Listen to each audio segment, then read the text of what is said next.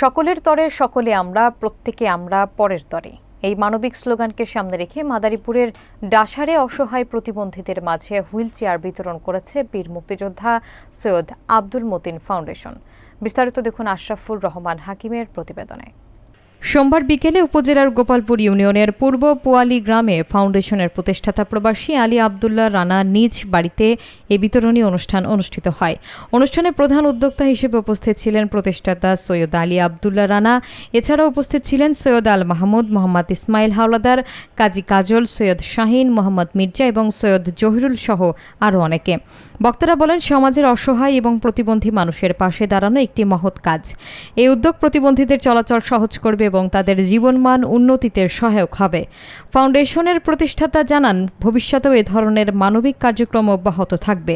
স্থানীয়রা ফাউন্ডেশনের এই উদ্যোগের প্রশংসা করেন এবং ধন্যবাদ জানান আয়োজক ও সংশ্লিষ্ট সকলকে। পাইয়া অনেক আমি খুশি হয়েছি।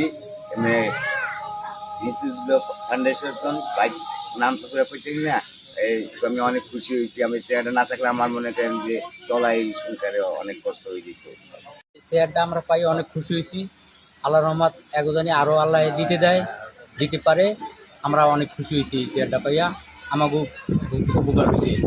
বীর মুক্তিযোদ্ধা সৈয়দ আব্দুল মতিন ফাউন্ডেশনের চেয়ারম্যান সৈয়দ আব্দুল রানা এবং পরিচালনায় আছে মাহমুদ।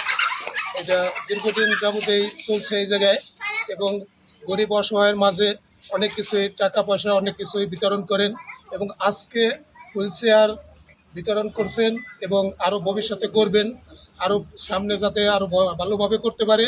এইদিকে এই মতিন ফাউন্ডেশনের উদ্যোগে চিন্তাধারা এই চেয়ারম্যানের আরও অগ্রগতি বাড়ানোর জন্য আমরা সবসময় তাদের পাশে থাকব।